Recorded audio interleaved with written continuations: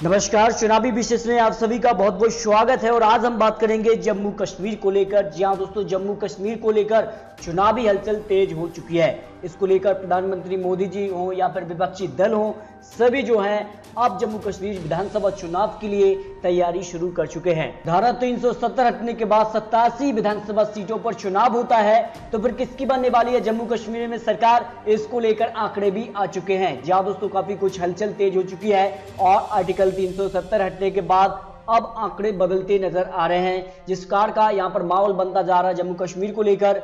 अब कहीं ना कहीं इसका फायदा बीजेपी को मिल सकता है, जो यहां पर खबर निकलकर सामने आ रही है। और इसको लेकर अमित शाह बड़ा ऐलान पहले ही कर चुके हैं। इसके अलावा अगर बात करें तो जो यहां पर गुफकार गठबंधन है, वो क्या डीडीसी इलेक्शन में उनको यहां पर काफी कम सीटें मिली थी, तो क्या विधानसभा चुनाव में भी ये गुफकार गठबंधन जो है 7 पार्टियों का गठबंधन बना था, तो क्या वो एक बार फिर से बनने वाला है? अगर गठबंधन होता है तो कौन कितनी सीटों पर चुनाव लड़ेगा, ये काफी महत्वपूर्ण हो जाता है। इसके अलावा लेकिन डीडीसी चुनाव के आंकड़े भी आपको दिखा देते हैं। जो डीडीसी इलेक्शन था उसके आंकड़े बेहद ही चौंकाने वाले थे और बीजेपी यहां पर सबसे बड़ी पार्टी बनी थी जम्मू कश्मीर डीडीसी चुनाव में। और गुफकार गठबंधन जहां केवल यहां पर 97 सीट ही मिली थी, उसमें भी अगर बात करें तो नेशनल कॉन्फ्रेंस को यहां पर 57, जबकि पीडीपी को यहां पर 26 सीट ही मिली, जबकि पीपल्स कॉन्फ्रेंस को 6 सीटें, सीपीएम को 5, जम्मू कश्मीर पीपल्स मूवमेंट को 3 सीटों पर जीत मिली। यानी इस चुनाव में जो है सबसे बड़ी बीजेपी यहां पर उभर कर पार्टी आई और अब आंकड़े यहां पर दिखने लगे हैं और विश्लेषण भी सामने आ रहा है। आपको टोटल यहां पर जम्मू कश्मीर की 87 सीटों का ओपिनियन पोल देने वाले हैं, जो आंकड़े यहां पर निकलकर सामने आ रहे हैं। कई बड़े विश्लेषण ने यहां पर आंकड़े रखे हैं। सबसे पहले बात करते हैं बरमुला की 6 विधानसभा सीटों में से बीजेपी को 4 सीटों पर जीत मिलने की संभावना है, जबकि यहां पर पीडीपी को 2 सीटें, कांग्रेस का खाता नहीं खुल रहा है, नेशनल कॉन्फ्रेंस का भी यहां पर खाता खुलता नजर नहीं आ रहा है, जो यहां पर आंकड़े निकल गए हैं। अनंतनाग की 6 सीटों में से अगर बात करें तो बीजेपी को 4, 1 सीट पर यहां पर पीडीपी और 1 सीट यहां पर नेशनल कॉन्फ्रेंस के खाते में जाने की संभावना लगाई जा रही है। इसके अलावा यहां पर बुंदेलपुरी की 3 सीटों की बात करें तो बीजेपी को 1 सीट यहां पर, पीडीपी को और 1 सीट यहां पर नेशनल कॉन्फ्रेंस के खाते में जाने की संभावना लगाई जा रही है जम्मू कश्मीर को लेकर, जो आंकड़े निकल कर आए हैं। बांदग्राम की 5 सीटों की बात करें तो बीजेपी को 3, 1 सीट यहां पर पीडीपी को और 1 सीट यहां पर नेशनल कॉन्फ्रेंस के खाते में जा सकती है। इसके अलावा डोंडा की 2 सीटें, दोनों की सीट जो है वो बीजेपी के खाते में जा सकती हैं जम्मू कश्मीर की 87 सीटों के लिए, जो आंकड़े निकल कर आ रहे हैं। यानी कहीं ना कहीं धारा 370 का फायदा बीजेपी को साफ तौर पर दिखाई दे रहा है, जो यहाँ पर आंकड़े निकल कर सामने आए हैं। इसके अनुमान हमने जो यहाँ पर डीडीसी चुनाव थे उसमें भी यहाँ पर देखने को मिले थे।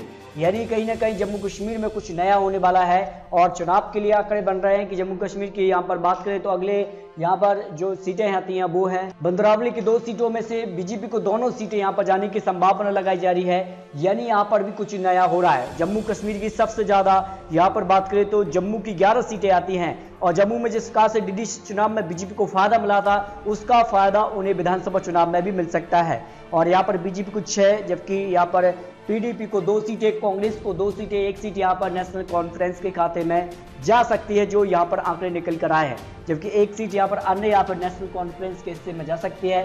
अब तक जम्मू कश्मीर की 35 सीटों की अगर आपको की बात करें तो यहाँ पर 35 में से 22 सीटों पर बीजेपी, जबकि पीडीपी को 8, कांग्रेस को 2, 4 सीटें नेशनल कॉन्फ्रेंस को और अन्य के खाते में 1 भी सीट जाती नजर नहीं आ रही है। जम्मू कश्मीर विधानसभा चुनाव को लेकर आंकड़े जो निकल कर आए हैं। कठुआ की 5 विधानसभा सीटों में बात करें तो बीजेपी को 4, पीडीपी को 1 सीट यहाँ पर जाने की संभावना यहाँ पर लगाई जा रही है। यहाँ पर बात कर लेते हैं कारगिल की 2 सीटें, तो दोनों सीटें जो है वो बीजेपी के पक्ष में जाने की संभावना यहाँ पर लगाई जा रही है।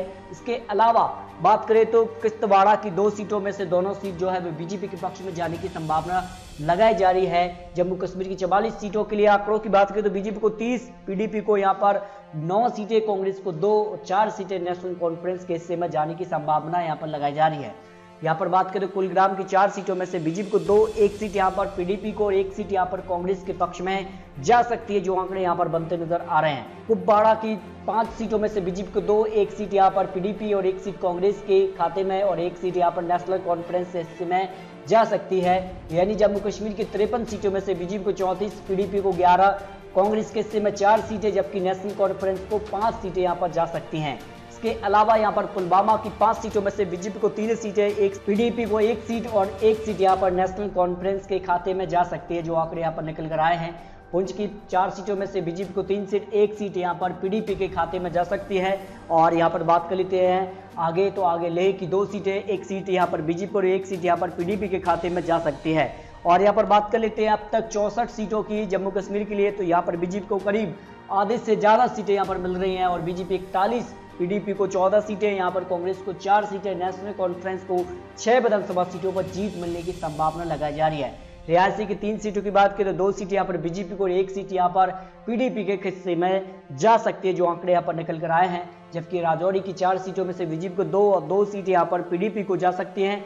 और जम्मू कश्मीर के लिए अब तक 69 सीटों के लिए आंकड़े निकल कर आ चुके हैं।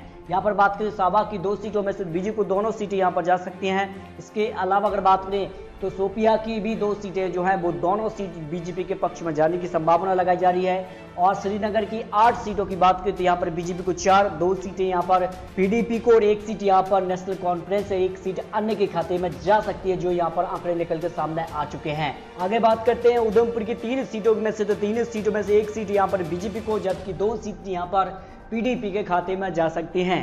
यानी जम्मू कश्मीर की 87 सीटों के लिए जो आंकड़े बन रहे हैं उसमें बीजेपी 53 सीट यानी 50 सीट के पार बीजेपी यहां पर जा सकती है। यानी जम्मू कश्मीर की 87 सीटों के लिए आज चुनाव, तो बीजेपी अपनी सरकार जम्मू कश्मीर में बना लेगी, जो आंकड़े यहां पर निकल कर आ रहे हैं। जबकि पीडीपी को यहां पर जबरदस्त झटका है, केवल 21 सीटें ही यहां पर पीडीपी को मिलती नजर आ रही हैं। 4 सीटें कांग्रेस के लिए और 7 सीट यहां पर नेशनल कॉन्फ्रेंस के हिस्से में, 1 सीट अन्य के खाते में जाने की संभावना यहां पर लगाई जा रही है। यानी जम्मू कश्मीर में धारा 370 का फायदा बीजेपी को होता नजर आ रहा है। जिस प्रकार का माहौल आप जम्मू कश्मीर में देखने को मिल रहा है, इसका फायदा बीजेपी को विधानसभा चुनाव 2022 में मिल सकता है, जो यहां पर आंकड़े निकल कर आए हैं। लेकिन दोस्तों, जम्मू कश्मीर में विधानसभा चुनाव होते हैं तो किसकी बनने वाली सरकार, इस पर अपनी राय कमेंट बॉक्स रखिए, क्योंकि आने वाले समय में ये आंकड़े बदल भी सकते हैं।